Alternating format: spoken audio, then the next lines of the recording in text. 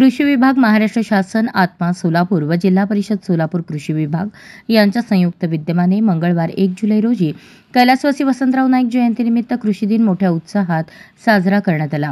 हा कार्यक्रम जिल्हा परिषदेच्या यशवंतराव चव्हाण सभागृहात सकाळी 9:30 वाजता पार पडला। कार्यक्रमाचे प्रमुख पाहुणे म्हणून जिल्हा कृषी अधीक्षक शुक्राचार्य भोसले, प्रकल्प संचालक आत्मा कांतप्पा खोत, कृषी विकास अधिकारी हरिदास हावळे उपस्थित होते।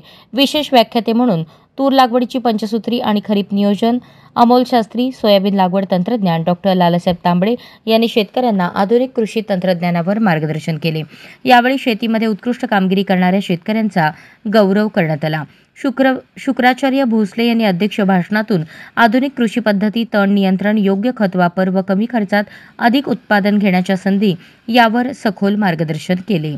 शेतकऱ्यांना खरीप हंगामाचे शास्त्रशुद्ध नियोजन, तूर व सोयाबीन लागवडीत नवे तंत्रज्ञान, योजनांतर्गत उत्कृष्ट कामगिरी करणाऱ्या शेतकऱ्यांचा सत्कार, कृषी विभागाच्या सेंद्रिय व उत्पादन क्षमता, शेती दृष्टिकोनावर भर, शेतीत विजांची सागड घालून शाश्वत उत्पन्न साधता येईल, हे कार्यक्रमाचे मुख्य बोधवाक्य ठरले आणि कृषी विकास अधिकारी हरिदास हावळे यांनी उपस्थित सर्व मान्यवर शेतकरी बांधव, अधिकारी, कर्मचारी यांचे आभार व्यक्त केले।